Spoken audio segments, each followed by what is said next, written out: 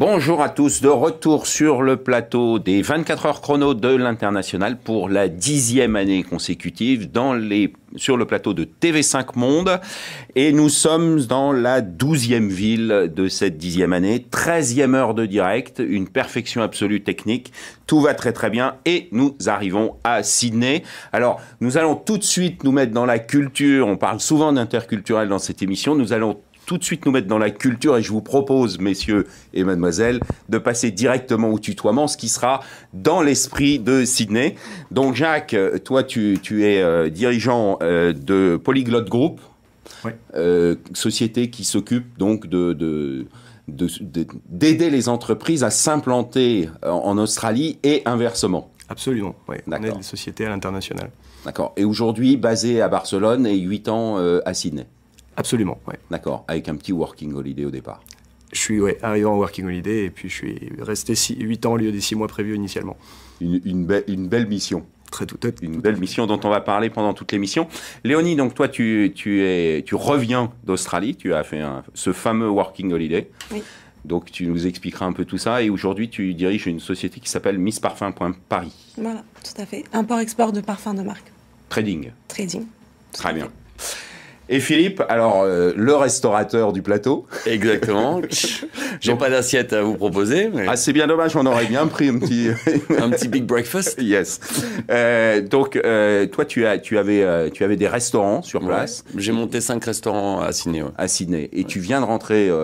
tout frais, voilà. 2 mois. Donc, c'est le retour. Donc, il y a 2 mois, tu es rentré en France. Ouais, voilà. Et tout le monde te dit, mais pourquoi tu es rentré en France? Mais qu'est-ce qui t'a pris? Mais voilà, moi, j'adore la France et je suis super content d'être rentré. Tout en aimant l'Australie et en restant évidemment très proche de tous mes amis là-bas. Très bien. Et justement, en parlant de tes amis, on va voir si notre consul général de France à Sydney, que tu as croisé au moment de ton pot de départ et de son pot d'arrivée, c'est exactement est avec nous sur Skype. Monsieur le consul, vous êtes là? Oui, bonjour, Nicolas Croiser, effectivement, en direct de Sydney. Parfait, bienvenue avec nous. Donc, monsieur le consul, parlez-nous un peu de la présence française à Sydney. Alors, écoutez, je crois que l'Australie continue à faire rêver et elle attire effectivement beaucoup de Français. Le nombre de Français ne cesse d'augmenter chaque année. L'augmentation a été de 7% en 2015 et on a donc un nombre total d'inscrits en Australie aux alentours de 26 000, dont près de la moitié à Sydney. C'est une communauté française jeune, dynamique, diplômée, entreprenante. Alors bien sûr, le nombre d'inscrits, c'est 26 000, ne reflète pas tout à fait la réalité de la présence française.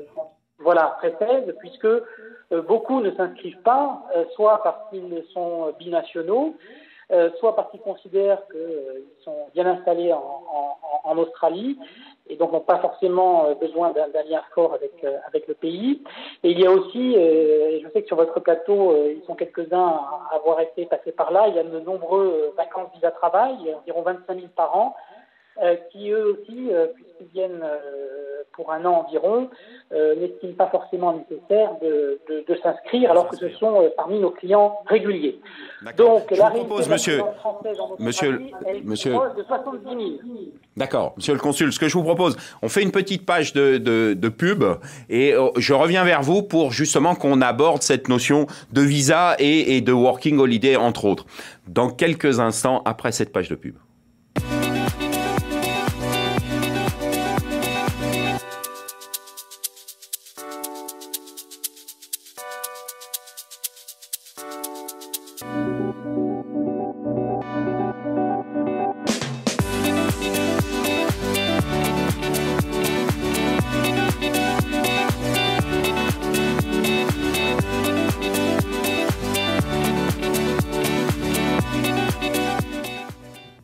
De retour sur le plateau de TV5 Monde pour les 24 heures chrono, nous sommes à Sydney avec monsieur le consul. Alors, monsieur le consul, vous nous parliez à l'instant, bien évidemment, de ces fameux working holiday. Pouvez-vous nous faire un petit schéma synthétique sur les différents visas? Alors, justement, visa vacances-travail est une catégorie de visa. Hein, c'est pas tous les visas, c'est une catégorie de visas. C'est une opportunité offerte à des jeunes entre 18 et 30 ans pour venir travailler pendant 1 an en Australie. Alors c'est du court terme puisque ça ne donne pas droit à rester en Australie, mais c'est une formidable opportunité qui est offerte pour l'apprentissage d'une langue, d'une culture, une expérience professionnelle. Alors, comme je vous disais, on a environ 25 000 titulaires de visa vacances-travail chaque année. Et ce qui est important de dire, c'est que 1 an, c'est aussi une expatriation. Ça veut donc dire que ça se prépare. Ça se prépare, ça veut dire au niveau de la langue, au niveau de l'anglais bien sûr. Ça se prépare aussi au niveau des assurances. Il est essentiel, et on constate trop souvent qu'il n'y en a pas d'avoir une assurance avant son départ, et de bien préparer cette année, puisque l'Australie attire, mais elle a une qualité de vie qui attire aussi, mais qui a un coût en termes de logement, en termes de coût de la vie, de nourriture, et ça suppose de venir avec un peu d'argent, et d'ailleurs dans les critères pour pouvoir obtenir ce visa, les exigences de ressources sont assez élevées, aux alentours de $5 000. Et puis ça suppose aussi de bien préparer son retour, parce que comme je vous le disais, les titulaires de visa vacances-travail sont là pour 1 an, et donc ça suppose aussi de préparer son retour pour pouvoir valoriser justement cette formidable expérience qu'ils auront acquise en Australie. Très bien. Alors ce que je vous propose, Monsieur le Consul, puisqu'on vient de faire un point sur le fameux Working Holiday, ce que je vous propose, c'est qu'on fasse un peu le point avec mes invités, parce qu'on a justement 2 personnes qui ont fait des Working Holidays sur le plateau. Alors, Léonie, donc toi, tu es partie il y a combien de temps ? Il y a 6 mois.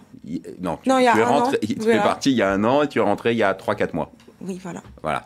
Et donc, comment ça s'est passé ? Alors, justement, tu avais préparé ton départ ? Comment ça s'est passé ? Oui, j'avais un petit peu préparé mon départ, mais je pensais que c'était plus facile que ce qui s'est passé en réalité.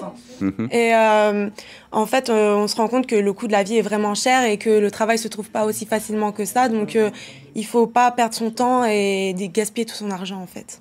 D'accord, donc en clair, tu es arrivé avec un peu d'argent sur place et puis très rapidement, tu n'en avais plus, quoi. Voilà, exactement. Tout à fait. Et après, tu es passé donc dans ces fameuses... Du coup, on trouve la facilité pour gagner de l'argent rapidement et sans spécificité, capacité professionnelle. Et l'anglais aussi, qui est pas très important dans les fermes. Et c'est aussi utile pour renouveler son visa. Donc, je me suis dit que c'était le donc, tu as fait le fameux tour des fermes. Voilà. Alors, pour ta part, Jacques, donc toi, tu es resté sur place après, donc tu as fait un working holiday au départ, il y a 8 ans. Ah oui, tout à fait. Donc moi, mon working holiday était un tremplin dans le sens où j'ai fait un stage grâce à cette possibilité de migrer en Australie sur 6 mois pour travailler chez Polyglotte. Et 10 ans après, j'y suis toujours. Donc ce working holiday s'est transformé en sponsor, c'est-à-dire que la société qui m'avait permis de venir en stage m'a sponsorisé, et ensuite ça a mené à résidence permanente et citoyenneté. Donc j'ai aujourd'hui la double nationalité. D'accord. Et donc toi, pour ta part, Philippe, toi tu recrutais beaucoup. Moi, c'est plutôt les working holiday visa me connaissent très bien, parce que voilà, j'en avais à peu près une dizaine par jour, plus une vingtaine de CV par jour. Qui évidemment restaurateur français, j'étais la cible parfaite, et donc je trouve que c'était une super expérience. Maintenant, le gros problème qu'on a dans la restauration, c'est surtout un problème de langue. Et c'est pour ça qu'ils du coup ils finissent tous sur les affaires que j'avais, parce que du coup ils disent bah voilà, un français comme ça on n'est pas obligé de parler anglais. Et en fait c'est pas maintenant, c'est vraiment difficile, donc il faut quand même faire un petit peu attention. Faut préparer. Oui, il y a une certaine, tu disais Léonie, il y a une certaine concurrence justement entre les Français, ceux qui parlent anglais, ceux qui ne parlent pas l'anglais. Ah, voilà, maintenant vu le nombre de Français, c'est un critère déterminant pour se faire embaucher, c'est sûr. Voilà. Alors, ce que je vous propose, on fait une petite page de pub, et Monsieur le Consul, vous intervenez à votre convenance. Vous me le signalez par la régie, et je vous propose une petite page de pub et on revient juste après.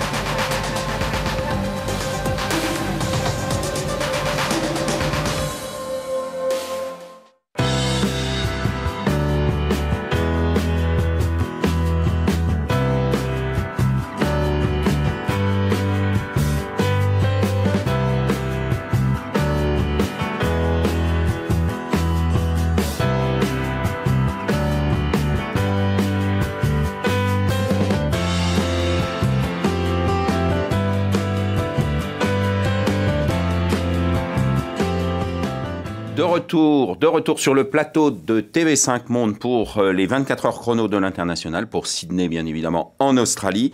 J'ai avec moi Philippe, Jacques et Léonie, et bien évidemment, en lien direct, monsieur le consul. Donc, on est quand même sur la 13e puissance économique mondiale. Il y a une vraie dynamique économique.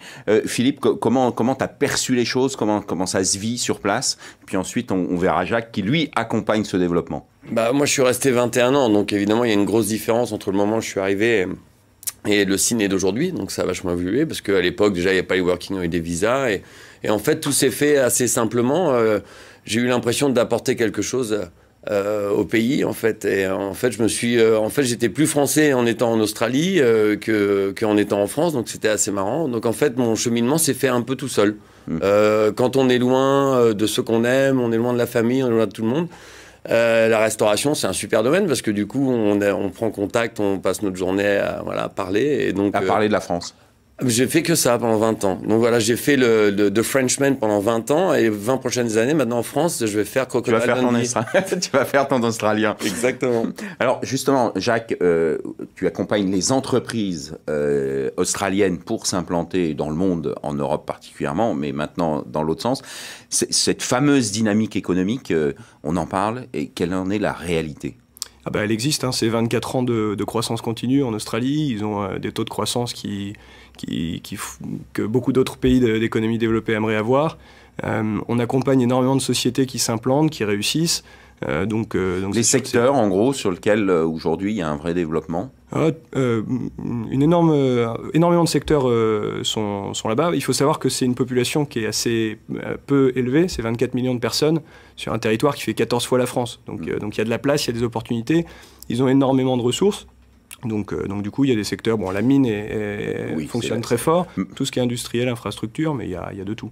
Monsieur le consul, justement, sur les secteurs porteurs, comment vous auriez des choses à nous apporter? Bien sûr, effectivement, je partage l'analyse macroéconomique avec des voyants au vert, avec toutefois un retournement un peu sur le cycle des matières premières qui oblige un peu en quelque sorte l'Australie à chercher d'autres modèles de croissance plus tournés vers la valeur ajoutée, et c'est toute la priorité de l'actuel Premier ministre Michael Thorburn sur le thème de l'innovation. Et justement, c'est un secteur où il y a un fort savoir-faire français, très prisé. Donc c'est aussi dans le secteur des nanotechnologies, de la chimie, bien évidemment des infrastructures, qu'elles soient numériques, terrestres, l'eau, les transports urbains, au-delà des secteurs justement traditionnels et toujours très importants et très présents, que ce soit les champagnes, spiritueux, vins, cosmétiques, produits de luxe ou encore l'agroalimentaire. Donc pour nos entrepreneurs français, il y a de véritables opportunités. Oui, et des succès démontrés. On organise en fin d'année quelque chose qui s'appelle le Startup Bridge, où on emmènera un certain nombre de sociétés françaises notamment découvrir un peu les opportunités de succès en Australie. Et il y a de très nombreux exemples démontrés d'entrepreneurs français qui ont réussi. Philippe est un exemple, et c'est des exemples qui continuent d'arriver régulièrement. D'accord. Ce que je vous propose, c'est une petite page de pub, bien évidemment, et puis on se retrouve sur le plateau dans quelques instants.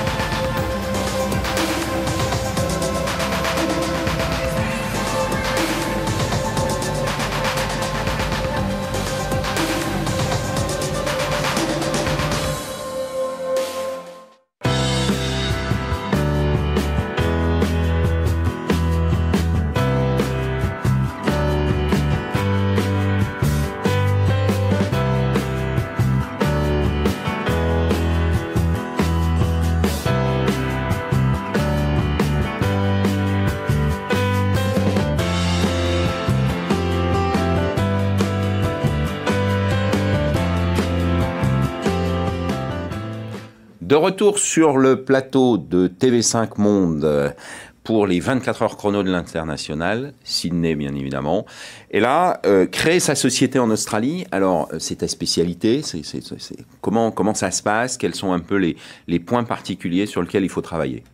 Les Australiens sont pragmatiques et on dit souvent c'est une nation d'entrepreneurs, donc ils rendent la création d'une société relativement simple. Donc ça se fait en quelques jours. On va dire que de manière générale, les gens sont assez surpris, c'est facile, tout est en ligne et ça se fait en quelques jours. D'accord.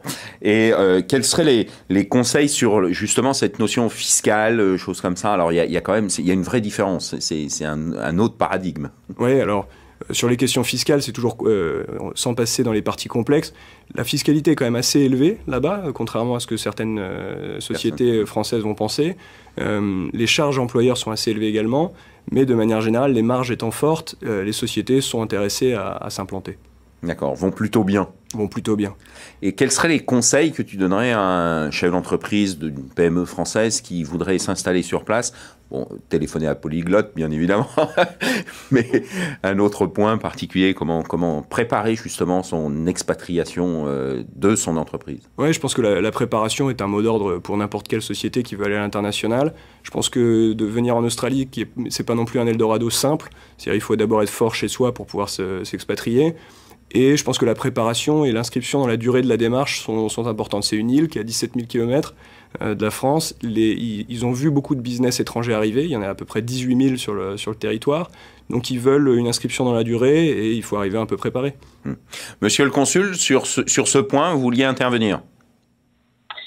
Écoutez, vous dire qu'effectivement, les entreprises françaises sont très présentes et c'est pas un secret de révéler, je crois que c'est dans le dernier rapport Doing Business de la Banque mondiale, l'Australie était classée au 13e rang sur 189 pour faire des affaires. Alors après ça dépend des secteurs, il y a des secteurs où la réglementation est plus stricte à respecter, notamment pour les produits agricoles et pour tout ce qui est agroalimentaire.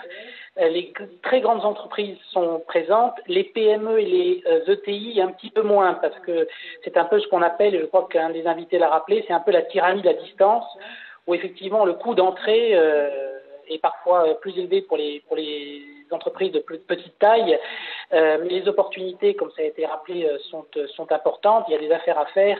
Et c'est aussi donc le rôle des pouvoirs publics, notamment de certains opérateurs comme Business France ou des chambres de commerce, de pouvoir justement accompagner ces entreprises françaises, quelle que soit leur taille, pour pouvoir venir préparer leur installation et s'installer durablement en Australie.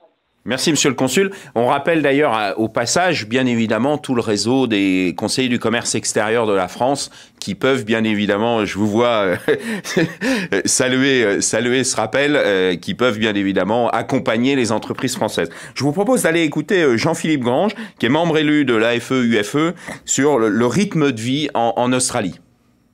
Alors, les Australiens, contrairement à ce qu'on peut penser, sont des bosseurs. Il est vrai qu'effectivement, ils peuvent se lever tôt pour aller faire du sport au grand air avant de prendre le travail. Il est vrai aussi que nous travaillons sur des horaires plus à l'anglo-saxonne, avec donc des rythmes de travail se terminant vers 5-6 heures. Mais je pense que les Australiens sont tout à fait bosseurs et ont un équilibre de vie entre leurs activités professionnelles et leurs loisirs qui est tout à fait sain et parfois assez éloigné de ce qu'on peut voir dans les grandes capitales européennes. Alors, de retour sur le plateau, Philippe, je te voyais réagir en direct sur... la belle vie quand même, c'est quand même l'Australien au départ. C'est vrai que ça a évolué, c'est vrai qu'il faut bosser le plus dur là-bas, c'est comme partout. Mais ils attachent surtout vachement d'important à leur qualité de vie. Donc, c'est très basé sur le sport, le loisir. Donc, c'est quand même assez relax. C'est d'ailleurs notre force, ou ça a été en tout cas, moi quand je suis arrivé, une de mes forces, c'est que j'ai toujours bossé, donc je pouvais enquiller un peu plus que les Australiens. À l'époque. Aujourd'hui, tu es un peu au rythme australien? Là, je me remets au rythme français, donc c'est un petit choc, mais ouais, un petit peu, je suis un peu plus relax. Ouais.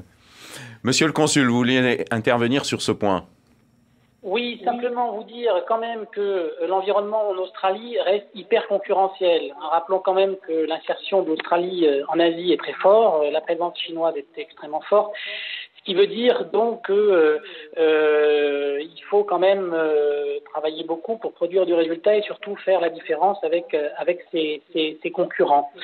Je voudrais aussi rappeler un petit peu que, en quelque sorte, l'organisation de la journée est peut-être un peu différente par rapport à chez nous, parce que, en quelque sorte, le moment de convivialité, c'est plutôt après le travail, plutôt que, par exemple, au moment du déjeuner, ce qui permet effectivement de dégager des plages horaires pour pouvoir se réaliser après le travail, que ce soit dans le sport, qui est une valeur fondamentale ici, collective, mais aussi justement d'entretien, de cette émulation et de cet esprit de compétition, et puis également pour d'autres activités. Mais je crois qu'il ne faut pas oublier non plus, on peut tomber facilement dans l'image du cliché surf, sun, and je ne sais pas quoi, mais l'environnement est quand même fortement concurrentiel, même si la qualité de vie est forte et exige justement des revenus élevés, puisque le coût de la vie, une nouvelle fois, est extrêmement élevé en Australie. Alors justement, Léonie, tu disais en préparant cette émission qu'il y a une sorte de concurrence qui se met en place entre les différentes nationalités des Working Holiday. Bah oui, en plus des Européens qui sont présents à Sydney, il y a également les Chinois, enfin les Asiatiques, et oui, eux, ils sont vraiment bosseurs. Donc il faut pouvoir s'imposer face à eux. Parce que nous, les Français, c'est pas trop notre qualité. Spécificité. C'est pas pour ça qu'on est reconnu, en tout cas, en Australie. Non, c'est sûr. Un point de vue, justement, sur cette logique. Je vais nuancer un peu ça. Je pense que les Français, diplômés notamment, ont plutôt la cote en Australie, on le voit. Mais par contre, c'est vrai qu'il y a à peu près 800 000 working holiday, toutes nations confondues. On en a parlé à peu près, je crois, de 25 000 Français. La compétition est forte. Et puis, il y a l'aspect linguistique. Il y a énormément d'anglais. Hein. Historiquement, c'est logique. Il y a beaucoup d'anglais. Et donc, faut arriver préparé, encore une fois. Tu disais justement que pour préparer cette arrivée, c'était peut-être bien d'aller se préparer, tu parlais dans ton métier qui est plutôt la cuisine, d'aller se préparer en Angleterre. Ben, moi je trouve que c'est une bonne idée parce qu'on a beau arriver avec un super diplôme français dans une grande cuisine parisienne ou autre, le fait d'arriver en Australie, la restauration c'est la forme de brigade, c'est une forme d'équipe, donc si on ne peut pas communiquer, on ne peut pas travailler. Donc on a beau être le meilleur chef du monde et c'est vraiment un conseil qui est super important. Oui, il y a du travail dans l'hôtellerie, il y a beaucoup de travail, mais il faut parler anglais. On va justement en parler avec Yannick Bézin sur le climat à Sydney. Côté météo, on n'a pas à se plaindre, comme vous pouvez le voir. Sydney, l'été à Sydney, ce sont des journées magnifiques avec des températures superbes. L'hiver, les températures descendent très rarement en dessous des 12 degrés. Donc tout ça, forcément, facilite et incite les activités extérieures qui sont très nombreuses. Merci Yannick de cette intervention. Alors justement, Jacques, tu as vécu à Sydney fort longtemps, donc c'est une réalité, tu as fait du sport, tu as vécu autrement. Oui, absolument. Au risque d'enfoncer les clichés, j'étais clairement sur une planche de surf avant d'aller travailler. Donc Sydney offre une qualité de vie et des infrastructures sportives excellentes. La ville est très grande, les espaces verts sont nombreux, grands. Donc c'est vrai que à ce niveau-là, c'est super. Et du coup, en termes de management des collaborateurs, comment ça se passe? Parce que quand on arrive en tant que Français, ça doit quand même nous poser quelques soucis qu'ils reviennent du surf pour commencer à bosser. Oui, non, je pense qu'ils font assez bien la part des choses. Je pense qu'ils ont une vie dans le travail, une vie en dehors du travail. Je pense qu'ils savent être professionnels quand il faut et profiter de leur week-end et de leur fin de journée quand ils le peuvent.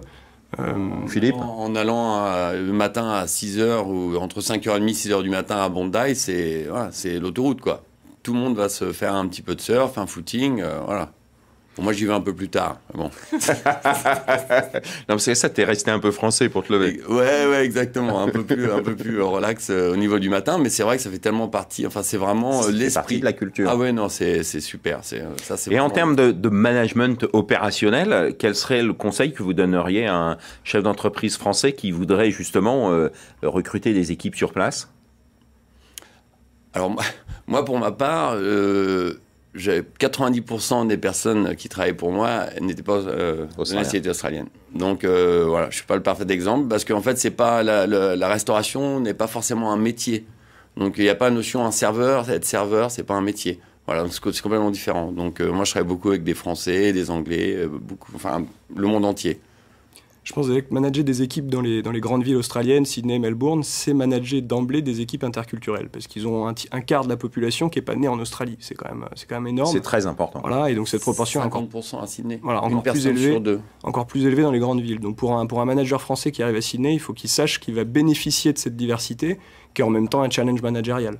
On est bien d'accord. Avec des gens qui maîtrisent plus ou moins bien l'anglais, bien évidemment. Voilà, et je pense qu'après, les nuances de la langue sont importantes à capter. Et les Australiens c'est une nation complexe, qui n'est pas dans la confrontation, qui est dans le management par le consensus. Donc c'est quelque chose qu'il faut comprendre quand on arrive avec un schéma français. Oui, c'est pas un schéma hiérarchique. Non, les organigrammes plats sont une réalité, et en même temps, il faut comprendre que c'est plus complexe que ce qui n'y paraît au premier lieu. Alors justement, on va aller voir avec Stéphane Ibos, français résident à Sydney. Est-il facile de s'intégrer à Sydney ? Alors au niveau de l'intégration en Australie, c'est à la fois assez facile et assez fin. C'est un pays très occidentalisé, très anglo-saxon, donc il est assez facile de connaître les codes et les coutumes. En revanche, c'est un pays qui est extrêmement basé sur la gentillesse, l'échange, le partage. Il faut avoir beaucoup d'humour personnel. Donc voilà, il faut faire attention à ne pas braquer la sensibilité des gens ici. Mais dans l'ensemble, c'est assez facile. Après, on a vu beaucoup de jeunes Français arriver et prétendre connaître l'Australie par cœur au bout de juste une semaine passée sur le territoire. Pour être honnête, ça fait 8 ans que je suis ici et je suis maintenant australien. Et j'apprends toujours, tous les jours, sur l'Australie et ses coutumes et surtout la culture aborigène qui est absolument passionnante. Donc de retour sur ce plateau, bien évidemment, vous pouvez nous suivre sur hashtag 24HChronoTV. Et de retour sur ce plateau, justement, sur un peu la découverte de l'Australie. Alors Léonie, pendant ton working holiday, donc on a bien compris, tu as fait un peu de Sydney, un peu de ferme, et puis tu as fait d'autres choses. C'est-à-dire que tu as vraiment découvert ce pays. Oui, et je trouve que c'est vraiment un pays accueillant. Les gens ils sont vraiment friendly. Genre, ils vous aident facilement, il n'y a pas de souci. Enfin, pour l'intégration, c'est super facile en fait. Et concrètement, tu as fait le tour de l'Australie, qu'est-ce que tu as fait ? J'ai voyagé, oui, toute la côte est. Enfin, j'ai fait toute la côte est. Et je suis à Sydney, Melbourne, Cairns, mais aussi la campagne. J'ai travaillé dans le bush australien. Et les cow-boys australiens étaient très sympathiques aussi, il n'y a pas de souci. Dans un food truck. Voilà. Et puis, tu as aussi visité la Tasmanie, c'est ça ? Oui, la Tasmanie. Oui. Voilà, 3 semaines. Oui, tout à fait. Traversé. J'ai fait le tour de la Tasmanie en voiture, en road trip. D'accord. Voilà. Et c'est cette vie aussi qu'il faut découvrir, fort probablement, quand on est en Australie. Oui, je pense que la qualité de vie est réputée, et c'est une nation qui est fière de cette qualité de vie, et qui se dit souvent on est dans le meilleur pays du monde. Donc ils sont très confiants aussi de leur force. Et puis ils sont certains de leur force. Oui, tout à fait. C'est une nation qui est très confiante. Ouais, je pense aussi qu'il faut... il y a aujourd'hui des jeunes qui partent là-bas simplement dans l'idée de bosser et gagner des sous. Et je pense qu'il faut aussi se rappeler justement que l'idée d'un working holiday visa, c'est working holiday. Voilà, donc il faut découvrir l'Australie parce que c'est un super pays, les gens sont cool. Il faut apprendre à comprendre le fameux No Worries Mate, et puis il faut le vivre, quoi. Alors justement, on va interroger Vincent Hernandez, donc qui est français et résident à Sydney, bien évidemment. Conseil et mise en garde pour quelqu'un qui désirerait s'installer à Sydney, Vincent. Alors, j'ai peut-être pas j'ai pas de mise en garde, mais j'ai peut-être quelques conseils à donner à quelqu'un qui souhaiterait venir en Australie. Le premier, c'est de prendre conscience que on est à 24 heures d'avion de la France, de votre famille, de vos proches, et je sais que pour beaucoup de gens, c'est quelque chose qui devient assez pesant ou assez difficile. La deuxième chose, c'est de bien vérifier votre visa, vos conditions de travail. On n'arrive pas véritablement en Australie de manière complètement improvisée, parce que c'est un pays, encore une fois, qui est très loin et qui coûte cher. Donc il faut mieux préparer bien les choses. Et la troisième partie, et ça c'est plus pour nous les Français qui sommes pas toujours très très bons en langue, et je m'adresse principalement peut-être au working holiday, venez, faites un petit peu d'anglais, allez faire un saut en Angleterre avant de venir en Australie, parce que décrocher un boulot, ça va vous demander de parler un petit peu anglais, et il faut mieux l'avoir pratiqué un petit peu avant. Merci Vincent de ce témoignage. Alors justement, mon cher Philippe, donc tu as développé des restaurants sur place et aujourd'hui, tu rentres. Mais je rentre, oui, parce que en fait, j'ai une nouvelle vie, new chapter, et en fait, la distance, au bout d'un moment, c'est trop loin, trop compliqué, trop de manque. Peut-être le fait d'être un représentant du drapeau français en Australie pendant 20 ans, tout ça mélangé, en fait, j'ai besoin T'as besoin de porter ton kangourou en Normandie. Exactement. Donc voilà, entre Paris et la Normandie, et puis de recommencer tout. Et en fait, pour moi, ce que j'ai fait là-bas, je pense que je vais pouvoir le refaire ici, quoi. Donc, alors, sur place, justement, en termes de vie quotidienne, donc tu as 2 enfants. 2 enfants, oui. Lola, Noah, donc qui étaient à l'école française. Donc ça, c'était super. Et du coup, ça a été une chance aussi parce qu'ils ont pu basculer sur le système français sans aucun problème. Et tout. Un excellent lycée français. C'est vraiment un super lycée. Ouais, non, j'étais vraiment très content. Très bonne éducation et donc ça a facilité le retour parce qu'en fait, on arrive à un moment où, en restant quelques années de plus, après ça devient plus compliqué. Les enfants seraient sûrement restés. Je préférais revenir et puis de toute façon, on a tous le double passeport, donc ils repartiront quand ils seront plus grands. Monsieur le consul, justement, je pense que sur le lycée français, vous voulez dire un mot. Écoutez, sur le lycée français, effectivement, j'ai le lycée Condorcet. Et d'ailleurs, j'ai rencontré, juste avant son départ, votre dernier intervenant. Effectivement, c'est l'excellence. C'est aussi un endroit, justement, où on peut à la fois marier l'académisme et le cursus français avec le mode de vie australien pour l'organisation de la journée, l'organisation des activités sportives. Et je pense que le fruit de ce travail, de cette équipe pédagogique et de son proviseur, des parents d'élèves, c'est que le nombre d'inscrits au lycée français de Sydney augmente chaque année. On est aujourd'hui à 803 élèves inscrits et ce nombre augmente encore, ce qui est aussi un challenge en termes de place. Donc des projets importants pour l'avenir, mais ce qui veut dire justement qu'il va aussi dans le sens de cette communauté française à la fois dynamique, mais aussi cette attractivité, puisque ce lycée c'est aussi un symbole d'attractivité pour les Australiens et de rayonnement en quelque sorte, puisque les Australiens ou franco-australiens ou nationalités tierces viennent justement se former au système français et à sa bonne réputation. Merci. Alors Philippe, tu voulais intervenir pour compléter le propos de Monsieur le consul. Je voulais juste prévenir, le seul petit problème, c'est que c'est quand même très cher. Il faut quand même le savoir. Donc voilà. Donc il faut aussi reconnaître les bons côtés de la France. On a une super éducation qui est gratuite. Ça fait aussi partie de vivre à Sydney. Il faut penser à ça. Alors justement, sur cette partie éducation, intégration dans la vie quotidienne, Jacques ? Nous, il faut savoir que c'est forcément des choses qu'on regarde, vu qu'on fait beaucoup de ressources humaines. Notre société et notre fondatrice, notamment, ont été impliquées sur ce lycée français. Et le système scolaire australien, de manière générale, n'est pas du tout financé de la même façon qu'en France. Donc c'est vrai que ça peut surprendre des expatriés ou des jeunes qui arrivent avec leurs enfants. De manière générale, je trouve qu'ils ont une façon aussi d'éduquer qui est chouette. Ils ont des compétences, par exemple, de prise de parole en public qui sont extraordinaires. Ils ont une façon de mixer, on va dire, la théorie et des choses très pratiques, les arts, le sport, etc., qui, pour moi, sont chouettes aussi. Donc je pense qu'il y a des choses à prendre et en même temps, pas oublier qu'on a un système gratuit qui est aussi très, très efficace. Et par exemple, même les Australiens sont très preneurs de place au lycée français. Très bien. Alors, on va aller voir Smart Expatriation. Smart Expatriation, spécialiste, bien évidemment, de l'analyse des coûts de vie, va nous faire une petite présentation, justement, sur cette partie coût de vie à Sydney. Si vous vous déplacez de Paris à Sydney, vous aurez une augmentation du coût de la vie sur place de 17%. Vous serez surpris par le coût du logement, qui sera assez élevé. Comptez environ 1 450 € par mois pour un 2 pièces. Sachez aussi que la fiscalité est plus lourde qu'en France et les contributions sociales nettement inférieures. Au final, si vous êtes célibataire et que vous gagnez 50 000 € bruts à Paris, il vous faudra 57 200 € bruts à Sydney pour maintenir le même niveau de vie.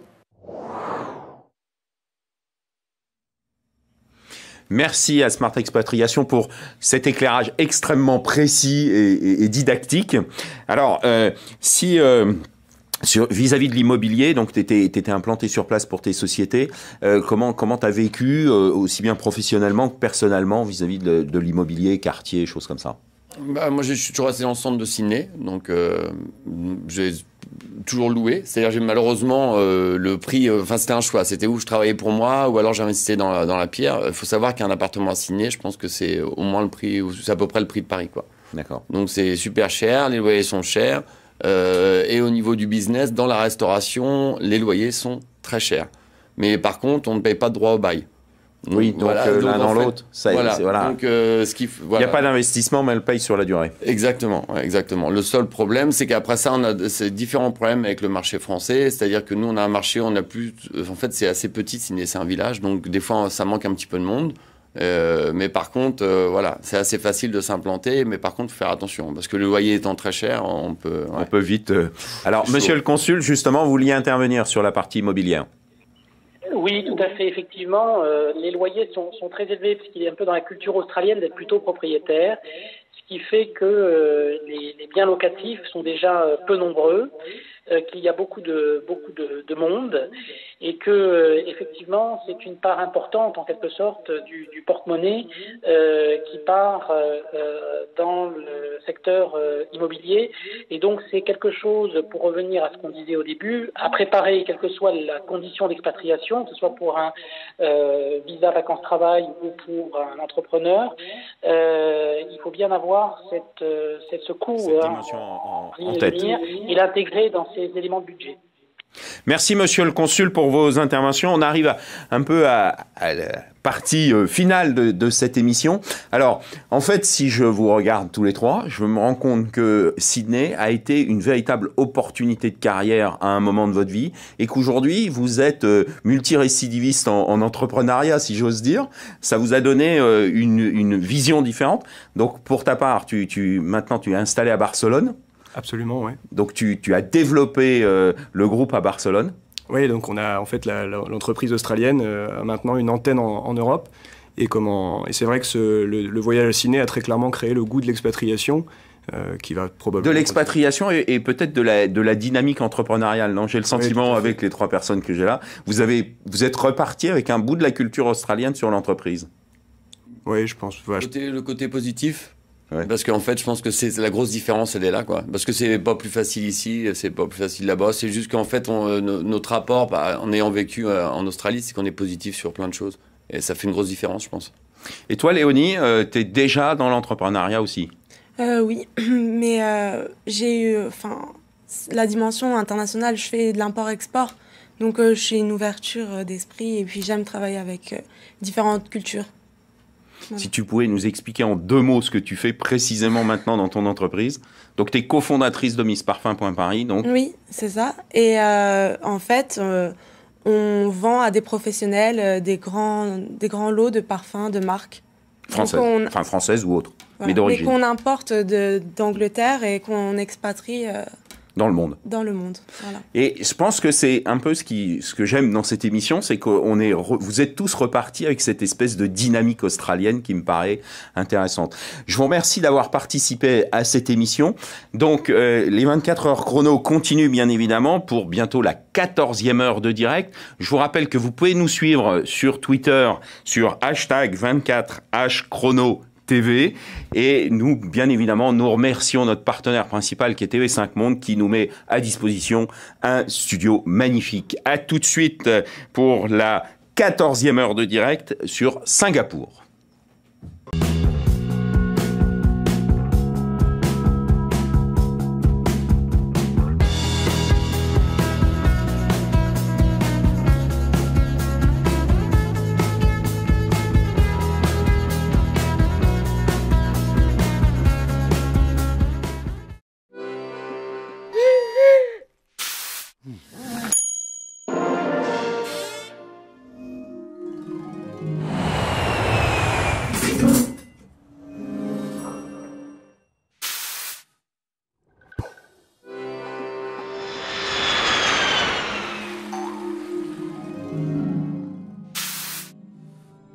La CFE, votre sécurité sociale jusqu'au bout du monde.